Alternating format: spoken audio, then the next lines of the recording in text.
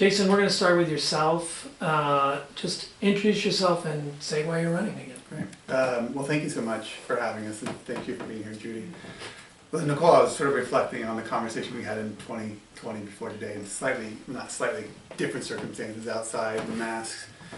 And I was thinking about the topics that we talked about that day, about what were identified as important issues for our city and our community. And we talked a ton about housing and homelessness on that day. And that was a top priority for me when I went to the legislature in 2021. You know, right after our meeting was the sort of yearly scramble in October to open a warming shelter here in Bend to help our unhoused through the winter months. One of the first things I was able to accomplish in my first term was securing the funding to purchase the building on 2nd Street so that we would have a low barrier shelter that would always be open, that we wouldn't have to scramble for a warming shelter anymore. I was also able to help secure the funding, $2.5 million, to then add to that building to be a navigation center as well. And this summer I was able to go to the grand opening of that. So a facility that provides shelter to those in crisis, a facility that provides support and services to those folks to help them get back on their feet and move them to supportive housing. Also in 2021, I was able to pass a piece of legislation to transform a piece of state land on the east side of town into a complete neighborhood. It is going to have commercial and residential and a mix of housing and a greater density than we've had in other parts of this community to help meet our housing crisis. It's also going to have 20 acres of that piece of state land is going to be deeded, is going to be conveyed to the state for affordable and workforce housing, including 6 of those acres for the first educator workforce housing project in the state. I was also really proud in 2022 that I was able to pass legislation to create a coordinated response between our cities and counties to work together on homelessness, and the city just named an executive director this week to get that project off the ground. I say that because the voters deserve to know what did I do in the last 2 years, and I also say that because I know there's a ton more work to be done. Judy. Hi, everybody. Thank you for having me. Thank you, Jason, for meeting with us today as well. I am Judy Trigo, and I am currently the Executive Director of a Rural Chamber of Commerce in Central Oregon. Prior to that, I served as Chief of Staff for an Oregon State Senator, worked in the Capitol for 4 years. I also managed Congressman Greg Weldon's Bend District office and worked for him doing constituent services in Central, Eastern, and Southern Oregon. And prior to that, I worked as a community advocate for the Central Oregon Partnership, whose mission was to reduce the root causes of poverty in Central Oregon. So I'm interested in running to work on the homeless issue and affordable housing. And I appreciate you having me here again. Thank you. Great. Thank you. We'll toggle back and forth between who goes first. You guys already, started talking about housing, but this one's going to go to you first, Judy. Homelessness, affordable housing, significant issues for people in Oregon. What do you believe is the state's role specifically in trying to address that issue, those issues? Affordable housing and homelessness. So I know we kind of packed 2 in 1 there. Well, I'll start with the homeless issue. It is prevalent throughout Oregon, and I realize that it's gotten extremely bad in Bend over the last years. And I think what we need to do is really work with our homeless population. I think they need a voice at the table. I think we need to understand their issues, and coming up with programs and projects to address homelessness is very important. I think we need a cafeteria menu of options for people and families who are working in Bend. We really need to get them housed and get them housed right away. For those folks who are experiencing addiction and mental health issues, we also need to get them help in a different way. And for people who are living out in the forest, Hummel Road, China Hat, and they want to be out there, I just think we need to work with them and figure out what their needs and issues are and really find ways to address it based on the different sectors within that community and what their needs are. Affordable housing Jason mentioned the property out on Stevens, and that is a great way for the state to help. The Department of State Lands has wanted to sell that property for a long time, and I agree with the City of Bend incorporating that into the UGB. And when I was on the City Council in Sisters, we actually required 10% of all development to be affordable. So that is one way that the state can help to address affordability and that missing middle housing in our community. I think it's super important. It was super successful in Sisters, and I think we can replicate that here in Bend. Thank you. Jumping to another topic, but I guess this is Aaron's choice. Oh, you. Oh no, Jason's still up. Wait, you get a chance? Ah, shoot. I mean, you can just skip ahead if you want. Sorry about that. But just on a fundamental level, everybody deserves a place to call home, right? And those in crisis, we need to make sure there's shelter for them, and we need to make sure there's services for those folks to help them get back on their feet. We also have to appreciate that people find themselves unhoused for a variety of reasons. One of the things I pushed for was extra funding for our crime victims, service providers like Saving Grace, which people don't think about that as being a housing provider, that they help women get shelter who've been subject to violence. What is the state's role? The state's role, I believe, is to be a partner with our local governments and with our nonprofits. We have an incredible range of talent in this community working on this issue, from our veterans organizations, our churches, our nonprofits. It's one of the reasons I pushed for funding for this joint office to tackle this issue. It brings our cities together with our counties, with our nonprofit providers. And Judy, thank you for mentioning something that's in that bill, which is, in the bill, part of the parameters of that pilot project is to give voice with the lived experience of being unhoused, so that they can be part of the process to figure out how we're going to tackle this issue. Which bill are you referring to in regards to that? Just so. That was House Bill 4123 that Okay. passed in 2022. Deschutes County and all the cities in Bend are one of the 8 pilot communities throughout the state. All right. So for the joint office. Joint office, Right. yep. Okay. Got it. Jack was giving me the time signal, so I sped up. He does that. I know. That's his role. I've lost track of who we're coming to first. I think it's me. Okay.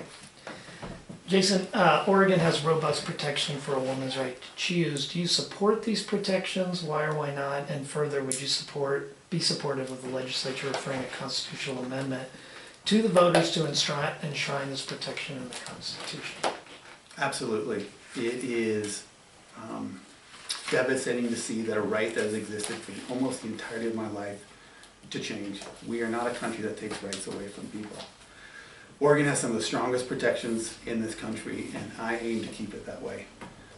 We need to make sure reproductive health care and abortion care is safe, accessible, and affordable. We cannot go back. Oregon is,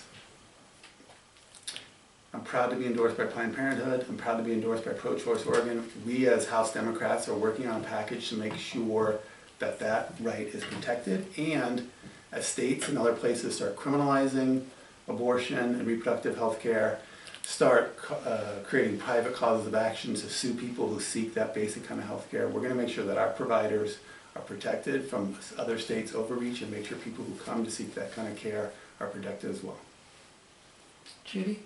The United States Supreme Court said when it issued an opinion on Dobbs versus Jackson Women's Health that the Constitution does not confer a right to the abortion, and the opinion returned the power back to the states. I do agree with the Supreme Court's decision to return the issue back to the states in order for Oregonians to have the conversation at a statewide level. Oregon is legal at all stages of pregnancy. There's no waiting period, no parental involvement, or limitations on publicly funded abortions. And we have the least restrictive abortion laws in the country. So I hope it starts a larger conversation in Oregon that includes alternatives and support services for women and children in Oregon, and specifically for late-term abortions and survivors, babies of survivors of late-term abortions. We need to figure out how to help those children and help moms. My heart breaks for mothers who have to choose this option if for their health or for rape or for incest, and I think we need to have support services for mothers, alternatives. Surgery is always a last resort, right? A medical procedure is always a last resort. So I think prevention on the front end and then all the way to the back end where those mothers who have to make those awful decisions are just heartbreaking, to provide support service for them. And children who survive abortions, we need to provide support services for them as well. Judy, just to follow, for the second part of that, you would not be supportive of legislature preferring a constitutional amendment enshrining the current rights? The current laws that are in place, I would follow, and I just think we need to look at providing services for women and alternatives. Okay, thank you. All right, I'm going to start with Judy on this one. If inflation continues to grow and or a recession occurs, what steps do you believe the state needs to take to address these economic challenges? Well, I was disappointed that there wasn't a gas tax reprieve for people to help lower the cost. I commute to work. I spend $600 a month on gas to get to work, and I spend $1,000 per month for taxes, and I can't imagine if I had childcare, it'd be another $1,000 a month. So I'd be spending $2,500 a month without ever paying rent or a mortgage or food or insurance costs. So I think the state can help by providing incentives for working people in the community. I have a heart for reducing the root causes of poverty and all of the issues that come with not being able to afford to live here. And I really think the state can help in a lot of different ways.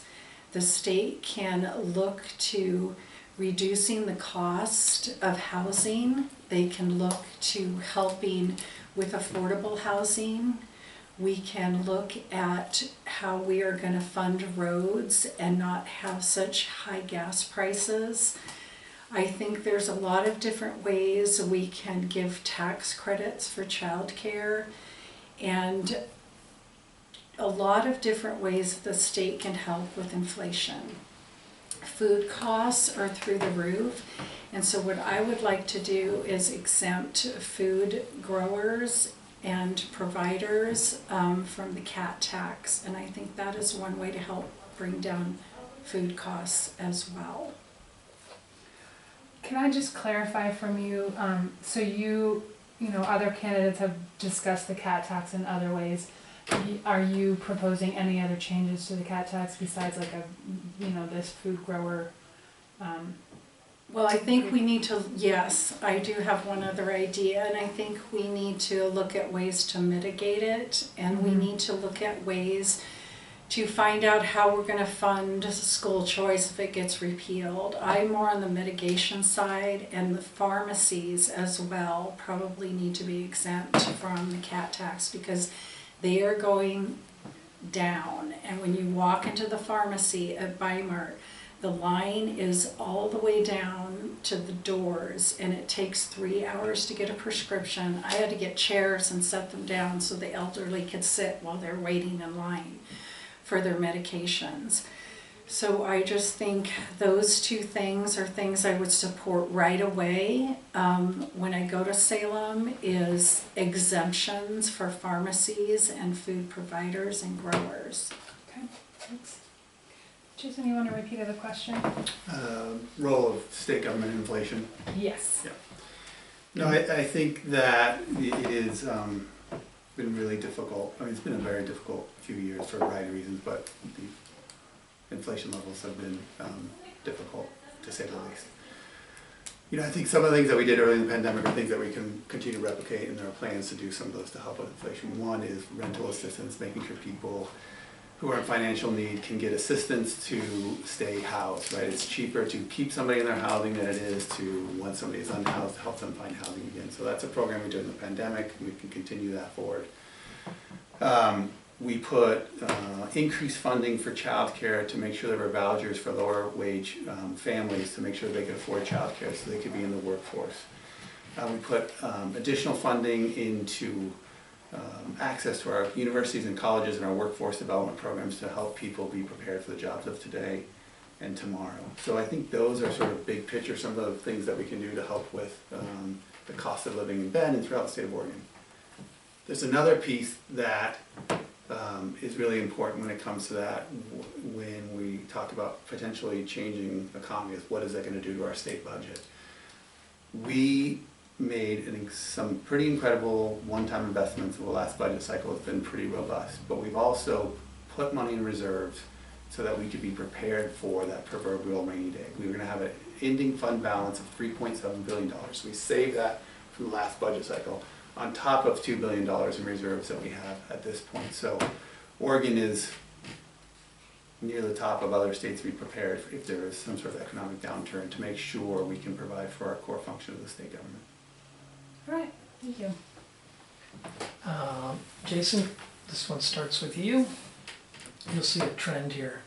Since it's 2 and 2, you'll always be coming first for Gotcha. my questions. Can I trade that? You cannot trade. I know. All right, Measure 114 seeks to put some new gun safety measures in place in Oregon. Do you support the measure, I do. and why?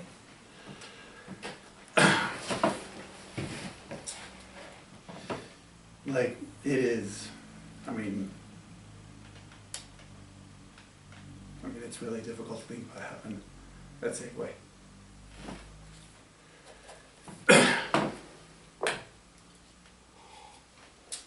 I have a friend of mine who's a teacher at Summit High School. And during his prep week, he was taught by the school resource officer how to apply a tourniquet. And that's crazy. There are guns that are made for hunting, and there are guns that are made for shooting people, and there's guns that are made for shooting a lot of people. The person at Safeway fired 100 rounds out that day.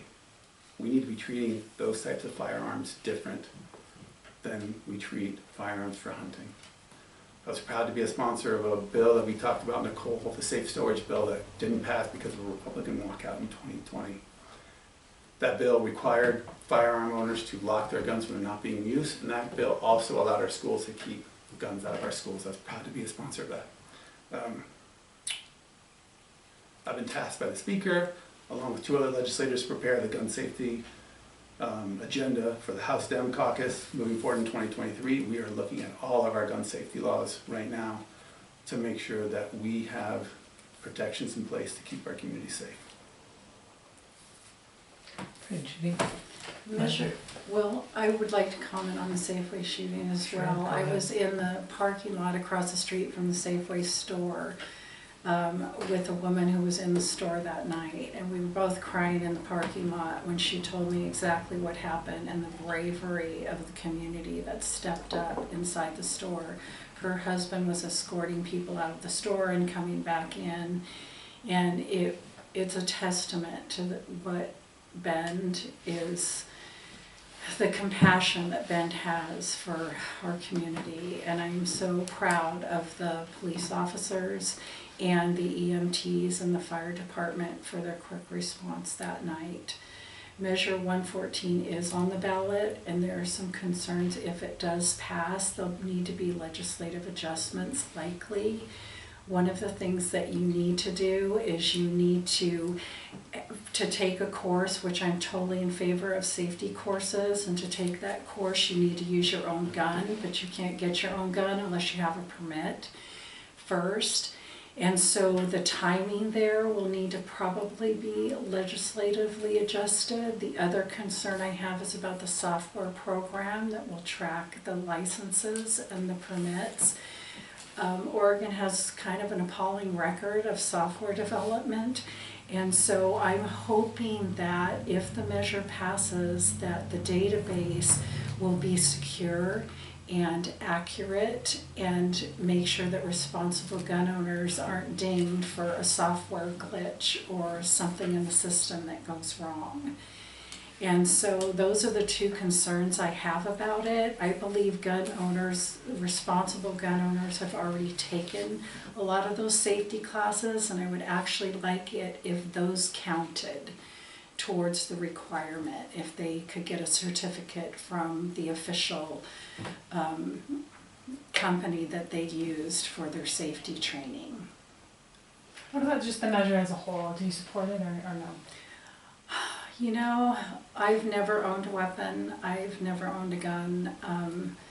I know a lot of responsible gun owners that are concerned about the measure, and I understand why. It is tragic what happened at Safeway, and there's a lot of mental health issues that needed to be addressed. And I just think moving forward, we do not want to impact responsible gun owners. I think we need to work on getting these three issues that I mentioned with the measure kind of addressed. I mean, a lot of what people are concerned about is the assault weapons factor, and I know this bill limits magazine size. What about that portion? What's your thought on that? You know, I actually don't have a problem with that magazine portion of it. With reducing the amount of, but like I said, I'm not a weapons person. I don't know very much about them, but I'm fine with that portion of it. It's really these other three issues that will make the law impossible to comply with for responsible gun owners. And that's what I've heard from them, that the way it is written, it's impossible to comply with. Can I respond? Yeah. So, if we're elected, I'll be chair of the House Judiciary Committee, which will have vetting over this process. We are not going to make it impossible to comply with, right? There's always some tweaking about measures that is part of the process. What we are going to do is we're going to put protections in place to make for safer communities. Yes, mental health is part of that. Yes, the supportive services are part of that. And I hear too many people sort of stop the sentence there. The next part of it is having sensible gun safety measures in place to help keep our community safe. Judy, do you want to reply to? Okay. All right. We are starting with Judy on this one. Now I can remember. I'm with you. Okay, I got this. I Sometimes I outlined get it. confused. Yeah. In recent years, there has been significant division within the legislative arena in Oregon and nationwide, somewhat. And legislators have been challenged to collaborate on issues. What can you do to bridge this gap and still be effective? We have to get back to being able to work together. We have to be able to get back to working across the aisle without walkouts on either side. I know that when the Republicans were in the majority, there was walkouts, and when the Democrats were in the majority, there were walkouts.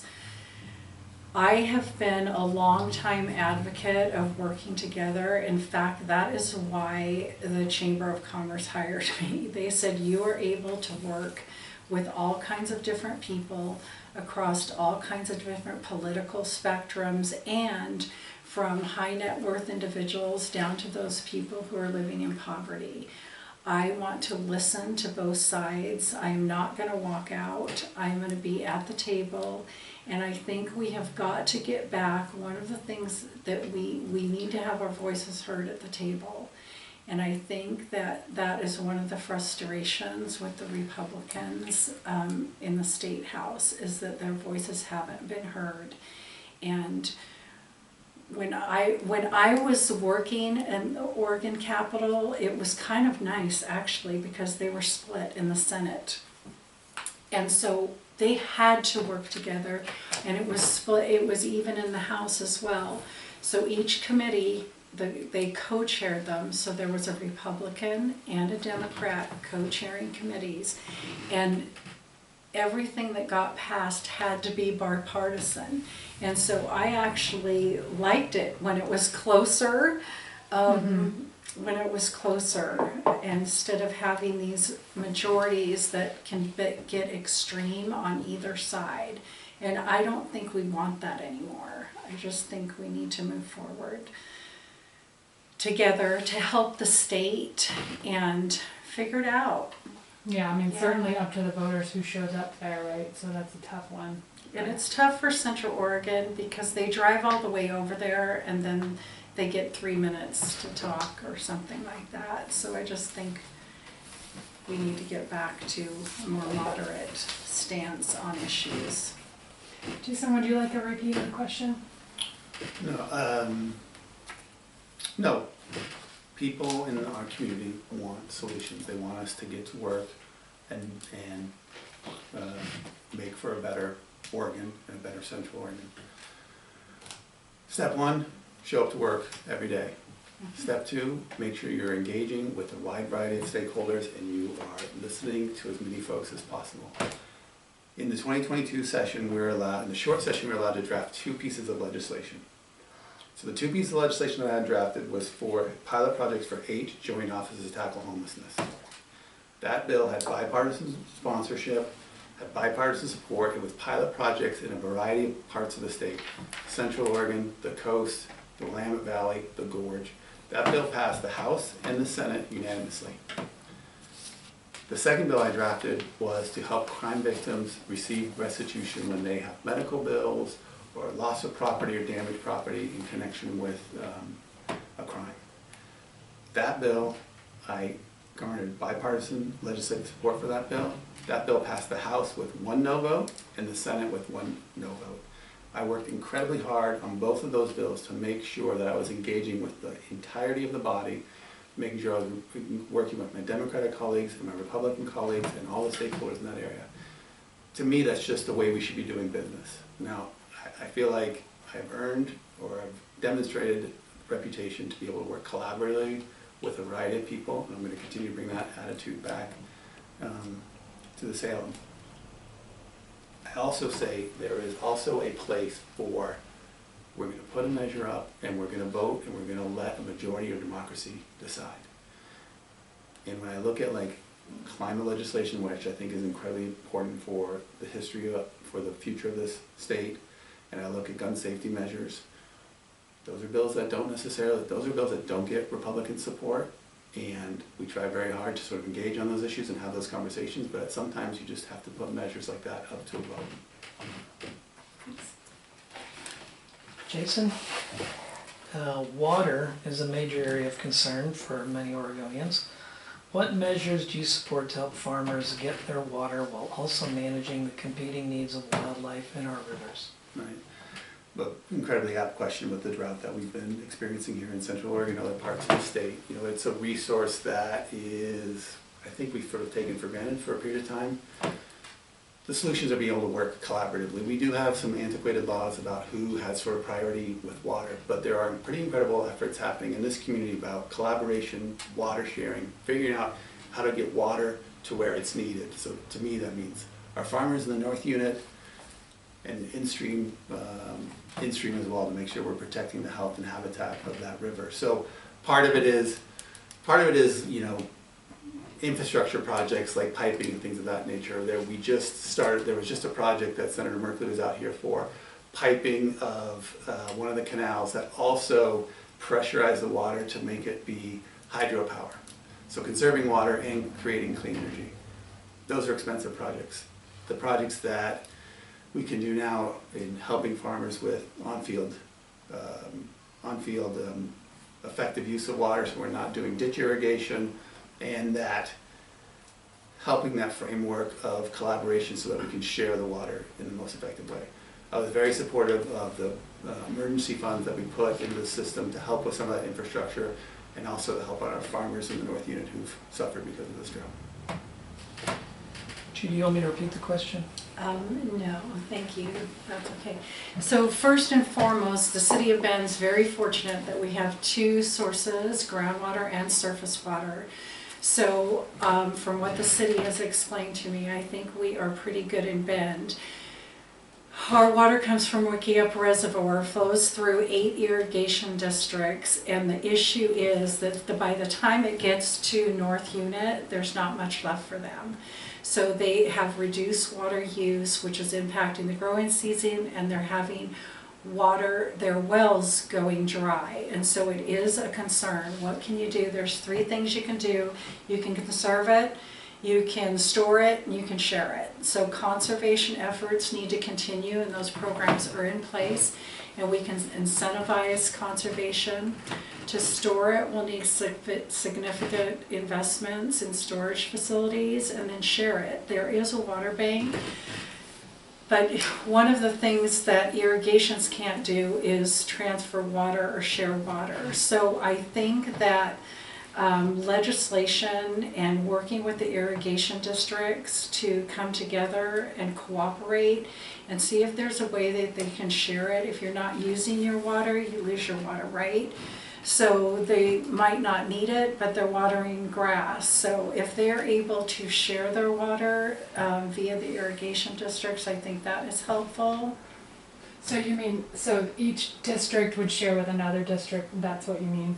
Yes, So they can't share water. it would Yeah. be able, they would be able to transfer and share their water. And so that currently is something that is not in place, from my understanding, that may be helpful. Now you have to get everybody at the table, and you have to get cooperation amongst all the water users, because you have priority use and on the principle of, you know, those water rights. I think that there's cooperation to be had in the future, and I think people are willing to do it now. And my heart breaks for those people in North Unit, and their wells are going dry, and I think we need to do something to figure out how to help them. Mhm. I think we kind of covered the next one. Should we skip that? And again, the following one too. They're kind of just all sort of tied together. Judy, I'll start with you on this one. Who's the winner of the 2020 presidential election, and were they elected freely and fairly? Yes. Who's the winner? Biden. Okay.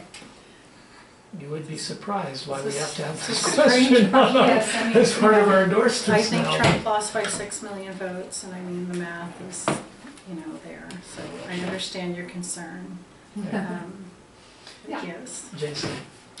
Joe Biden. I mean, we should be an example for other parts of the state, right? You get your ballot in the mail a few weeks before election, you can sit at your living room table, take your time to go over that ballot, do your research. You don't need to stand in line, you don't need to take time off work. We make it super easy to vote. We automatically register you through the DMV. We put a stamp on the returned envelope. And we have high turnout, and we don't have voter fraud. Like, that should be the example for the rest of the country. Like, I truly mean this. I would rather every single person voted in my district and I lost than I did something to suppress the vote in this country and won. And it is so anti-democratic what we're seeing in certain parts of this country where they're trying to suppress people's right to vote. Yeah. I really think and agree with that we need smooth transition of power. And, you know, when I worked in a U.S. Congressman's office, I had Code Pink come in and take over my office for 12 hours. And so I am adamant about smooth transitions of power and supporting that process as well. Great, thank you. Jason, Central Oregon, like most Oregon counties, is considered a child care desert. What can the legislature do to increase access and lower cost of quality child care? Yeah, one of our workforce challenges is directly related to our lack of child care, right? We have too many people who are not able, and primarily women, not able to enter or remain in the workforce because of child care issues. I have a 10-year-old. I remember the scramble when she was younger. It gets easier when she's school age, but you know, there's still that after-hour piece. Here's what we've done. In 2021, I was sponsored a piece of legislation that created the Early Learning and Care Department of the state, right? So we had two different departments sort of working on early learning and child care, and we said we're going to create one focused entity to maximize the use of our funds and make sure we're prioritizing this. We increased funding for child care as well, and so we kind of have two parts of that. One is vouchers for working families that are lower wage earners, right? So making sure people can afford childcare. The other piece, and we put an extra $100 million into childcare in 2022, and $8 of those million came, well, at least $8 of those million came to Central Oregon. You'll see the neighbor impact, COC collaboration that helped fund, where we are, those two entities are teaming up to grow new child care businesses. And most of those businesses are small businesses. And so how are we growing that? We are helping with capital costs and renovation costs for existing child care facilities so they can get larger. We're helping aspiring entrepreneurs, like, here's how you run a business, here's how you go through this process, helping with some of those costs to get started. So we're giving those small businesses a ton of support because we need them to be successful. I mean, we need all our small businesses to be successful, but if you have these, I mean, I've talked to parents who've had their child care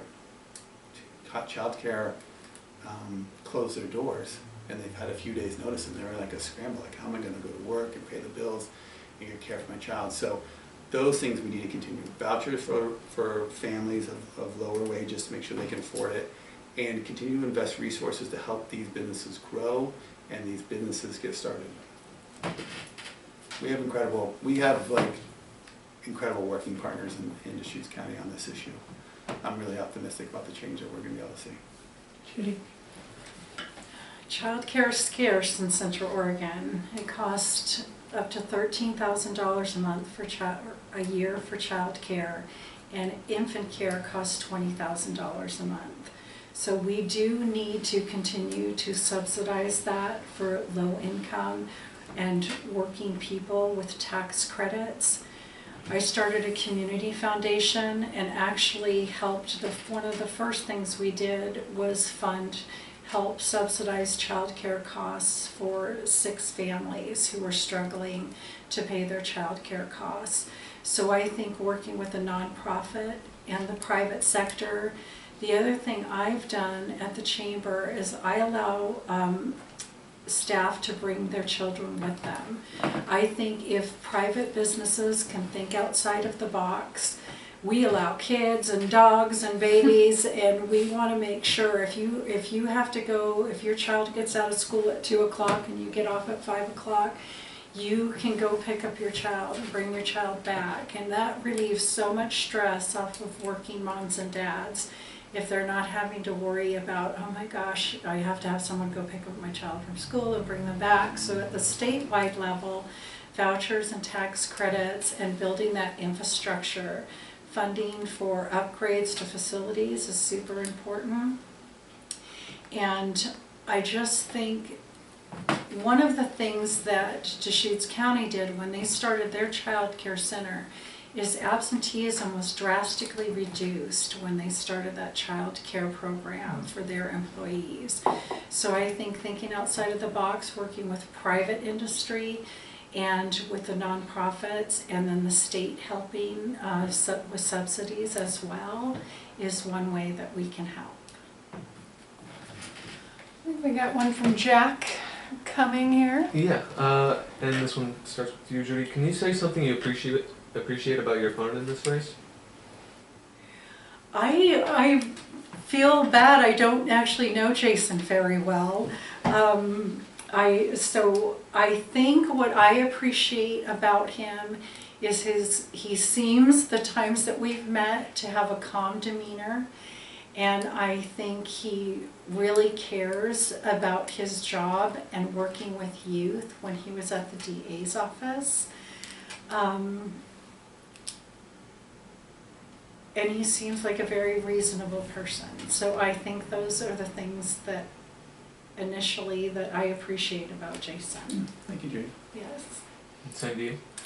Well, Judy, I will say, like, on Wednesday I got to meet you, and I got to meet your daughter, and so I'm not calling your daughter old, but she's older than my daughter. I have a 10-year-old, and you and your daughter seem to have this, like, really incredible relationship, and at some point I need to pick your brain about navigating the teenage years, which are Yes. looming around the corner for me. Well, that was her when my phone rang, which I thought I turned down, so I apologize for that. My daughter is an Iraqi veteran. I have 2 grandchildren from her, and she is a dynamo and a half. She is a rocket. She's just, yeah. Super cool. My folks live close. It's nice to have Yeah. grandparents close. It is nice. We live a block away from each other. We're sliding into Friday night, so this is a perfect question. Jason needs to go first on this one. Where would someone typically find you hanging out on a Friday night, not during the campaign season, of course? Well, this Friday night, I'll be at an event for supporters of Measure 114. Mm-hmm. Judy, you're welcome to join me. Friday night is usually like family night. Mhm. Like I said, I have a 10-year-old, and oftentimes it can be movie night. And my guess is, in a few years, my daughter's idea of movie night is not necessarily with myself and my wife. So, yeah, usually movie night. Maybe a beer between the office and home, but yeah, hanging out with family. All right. Judy, how about you? I like movie night too. I am always working, and so there really isn't a time that I am not working. And so on Friday nights, what I like to do, any time off that I have, I really like to spend with my husband. He has MS and he has a lot of physical challenges, so I just like to be with him as much as I can. And so we'll grab a movie, and he doesn't like any of my cooking, so I'll try to pick him up a burger somewhere. And so I just really, my downtime is time at home, Mhm. and I really like and enjoy that and cherish it. Mm-hmm.